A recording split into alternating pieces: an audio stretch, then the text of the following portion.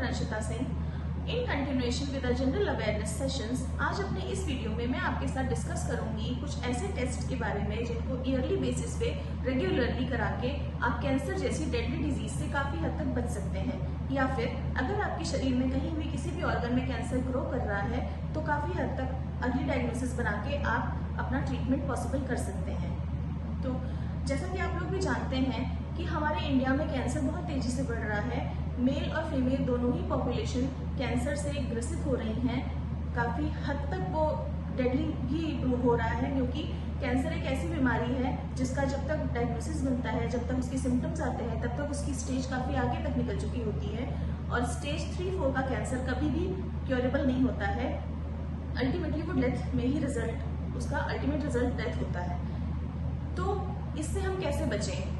क्या ऐसी चीज़ें हैं या क्या ऐसे टेस्ट हैं या क्या ऐसा तरीका है जिसको हम रेगुलरली बेसिस पे मतलब उसको कराते रहें, जिससे हम इस बीमारी से बचें या फिर बहुत जल्दी उसकी डायग्नोसिस बहुत ही अर्ली स्टेज पे बना सकें कि हमारा ट्रीटमेंट पॉसिबल हो सके।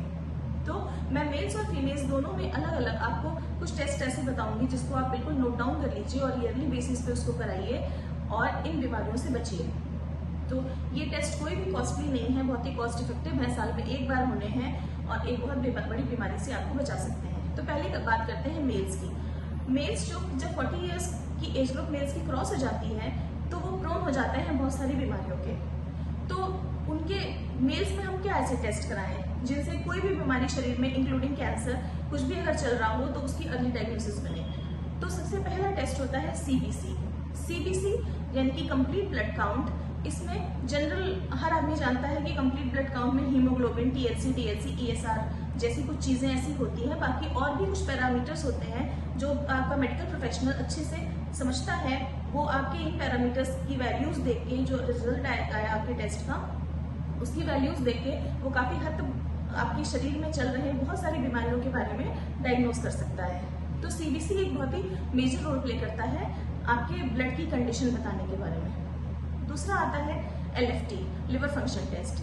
लिवर की हेल्थ कैसी, लिवर एक बहुत ही वाइटल ऑर्गन है हमारी बॉडी का, तो लिवर की हेल्थ का भी पता करना बहुत जरूरी है। लिवर के कुछ एंजाइम्स होते हैं, बिलिरुबिन होता है जो कि सब लोग जानते हैं बिलिरुबिन के बारे में। तो बिलिरुबिन के साथ साथ और भी बहुत सारे एंजाइम्स एलएफटी में आते हैं जिससे आपकी लिवर की हेल्थ के बारे में भी पता चलता है। तीसरा आता है केएफटी, किडनी फंक्शन टेस्ट। इसमें ब्लड यूरिया और सीरम क्रिएटिनिन होते हैं जो मेन इसके इंग्रेडिएंट्स होते हैं। इसमें तो ये दोनों पैरामीटर्स के बेसिस पे आप अपनी किडनी की हेल्थ के बारे में भी अच्छे से पता कर सकते हो। इन केस अगर किडनी में कोई बीमारी बन रही है या जैसे कि पथरी है, स्टोन है या फिर कैंसर है, कई सारी चीजों के बारे में इससे पता चल सकता है।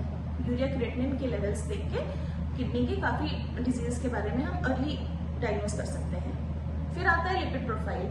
मेल्स में हार्ट की डिजीज बहुत कॉमन है। लिपिड प्रोफाइल हमारे इंडिया में ऑलमोस्ट सारे ही मेल्स की ऑल्टर्ड आती है, 80% मेल्स की ऑल्टर्ड होती है।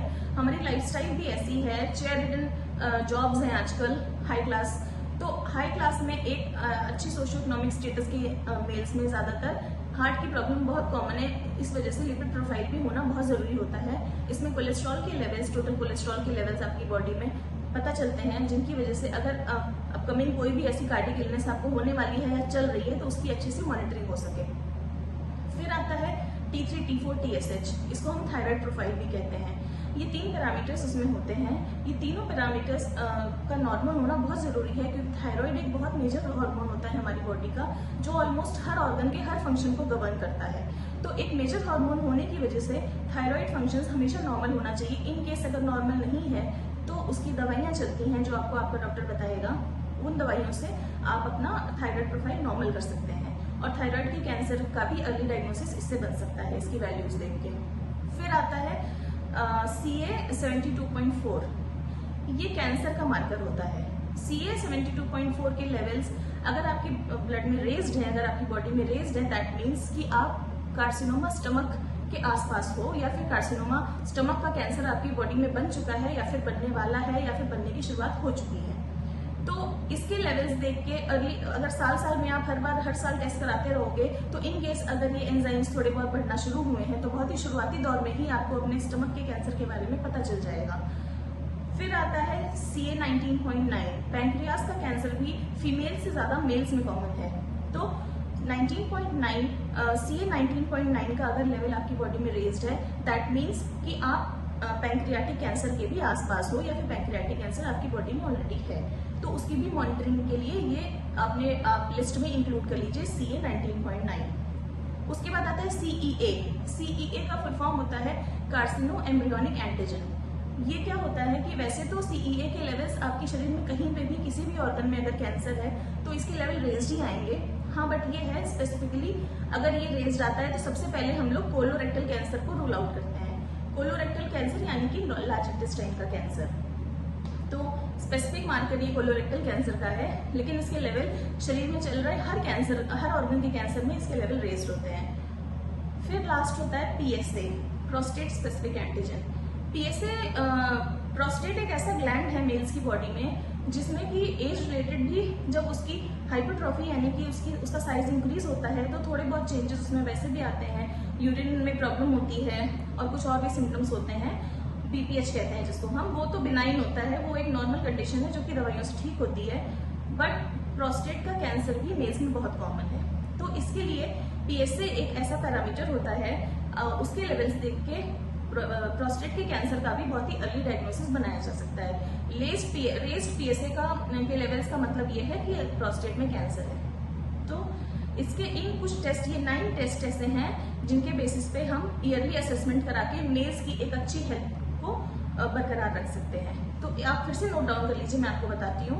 CBC, LFT, KFT, lipid profile, thyroid profile जिसमें कि T3, T4, TSH, और फिर आता है CA 72.4, CA 19.9 और PSA, और उसके बाद आता है CEA, कार्सिनो एम्ब्रियोनिक एंटीजन। ये 9 टेस्ट मेल्स में आपको करानी ही करानी है ईयरली बेसिस पे, ये बिल्कुल भी कॉस्टली नहीं है।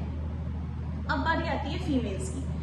तो फीमेल्स भी हमारी सोसाइटी में बहुत सारी बीमारियों की प्रोन होती हैं, तो इसलिए फीमेल्स में जो हमने एज ग्रुप रखी है, जैसे मेल्स में मैंने आपको बताया कि 40+ एज ग्रुप ठीक है, 40+ अगर एज ग्रुप है तब से मेल्स को ये टेस्ट मतलब अपने रेगुलर असेसमेंट की जरूरत पड़ती है बेसिकली। बट फीमेल्स के केस में ये एज घट के 25 साल हो जाती है। 25 ईयर्स की जब एज ग्रुप फीमेल क्रॉस करती है तो वो बहुत सारी बीमारियों के प्रोन होती है। इस वजह से फीमेल्स का ये असेसमेंट जो है वो 26+ एज ग्रुप में ही स्टार्ट हो जाना चाहिए। इनमें कुछ टेस्ट तो ऐसे हैं जो मेल्स में की तरह कॉमन है, जैसे कि CBC, LFT, KFT, thyroid function. Thyroid जो हार्मोन्स हैं, ये इसका जो डिरेंजमेंट है ये मेल से ज्यादा फीमेल्स में कॉमन है। फीमेल्स में थायराइड की बहुत सारी प्रॉब्लम्स पाई जाती हैं। आजकल जो जैसे हमारे पास भी पेशेंट्स आते हैं तो उनके बेसिस पे हम आपको ये बता सकते हैं कि ऑलमोस्ट 90% फीमेल्स जो हैं वो थायराइड की दवाइयाँ ले रही हैं। तो इस वजह से थायराइड का भी असेसमेंट बहुत इंपॉर्टेंट है, मेल से ज्यादा फीमेल्स में इंपॉर्टेंट है। तो एक ये टेस्ट हो गया। फिर लिपिड प्रोफाइल, जो कि सेडेंटरी लाइफस्टाइल ऑलमोस्ट आजकल हर फीमेल की भी है, सब वर्किंग है, सबने supporting home help, house help लगा रखी है अपने घर में, तो और खाना पीना भी सबका वैसा ही है। आजकल हमारी लाइफस्टाइल सब वैसे ही हो गई है, एक हाई क्लास लोगों की। तो इस वजह से लिपिड प्रोफाइल फीमेल्स के केस में भी, हालांकि मेल्स से कम रिस्क होता है फीमेल्स को हार्ट डिजीज का, बट लिपिड प्रोफाइल एक उनकी असेसमेंट में इंक्लूड होनी चाहिए जरूर। फिर बारी आती है CA 72.4 की, जो कि स्टमक कैंसर का मार्कर था, जो कि मैं आपको मेल्स की कैटेगरी में भी बताया था। तो फीमेल्स भी मेल स्टमक कार्सिनोमा के प्रोन होती हैं, तो CA 72.4 भी फीमेल्स की भी प्रोफाइल में इंक्लूडेड होना चाहिए, फीमेल्स की भी प्रोफाइल में इंक्लूडेड होना चाहिए। उसके बाद बारी आती है CA 125 की। बच्चेदानी के मुंह का कैंसर फीमेल्स में बहुत कॉमन है। तो CA 125 के जो लेवल्स होते हैं, ये अगर रेज्ड होते हैं बॉडी में, अगर ब्लड में रेज्ड आते हैं, तो आप सर्वाइकल कैंसर के भी आसपास ही होते हो, सर्वाइकल कैंसर के शिकार भी हो सकते हो। तो इसका भी अर्ली डायग्नोसिस बनाने के लिए CA 125 के असेसमेंट में आप इंक्लूड करो, अपने हर फीमेल को कराना चाहिए। उसके बाद आता है CA 15.3, ये होता है ब्रेस्ट कार्सिनोमा का मार्कर। ब्रेस्ट कार्सिनोमा भी फीमेल्स में बहुत कॉमन है। हर 50 या 100 में से एक लेडी ब्रेस्ट कार्सिनोमा की पेशेंट होती है। इसका इंसिडेंस भी बढ़ता जा रहा है हमारी सोसाइटी में। रीजन कैंसर का कुछ नहीं बता सकते हम, जेनेटिक भी होता है कभी कभी, और भी बहुत सारी चीजें ऐसी होती हैं, बॉडी के हार्मोन का रेगुलेशन होता है, बहुत होता है। बट ब्रेस्ट कार्सिनोमा जो है वो फीमेल्स में ओवरऑल अगर देखा जाए तो बहुत कॉमन है इंडिया में। तो इसका मार्कर CA15.3 होता है। इसके लेवल्स भी आपको ब्रेस्ट कार्सिनोमा की कंडीशन या अगर अपकमिंग ब्रेस्ट कार्सिनोमा है या बन रहा है आपके शरीर में, तो ब्रेस्ट कार्सिनोमा के बारे में भी ये आपको काफी हद तक बताएगा। तो CA15.3। अब मैं एनलिस्ट कर देती हूँ फिर से सारी चीजों को। फीमेल्स में CBC, LFT, KFT, T3, T4, TSH यानी कि थायराइड प्रोफाइल और लिपिड प्रोफाइल, और CA125, CA15.3 जो कि ब्रेस्ट कार्सिनोमा का मार्कर है, और CA72.4 जो कि स्टमक कार्सिनोमा का मार्कर है। तो लिस्ट बना लीजिए ये मेल्स और फीमेल्स दोनों के टेस्ट के बारे में। साल में एक बार कोई ऐसा मंथ अपना अपने कंफर्ट के हिसाब से आप लोग सेट कर लीजिए और उस मंथ में जाके हर साल ये टेस्ट जरूर कराइए और बड़ी बीमारियों से अपने आप को बचाइए। Thank you.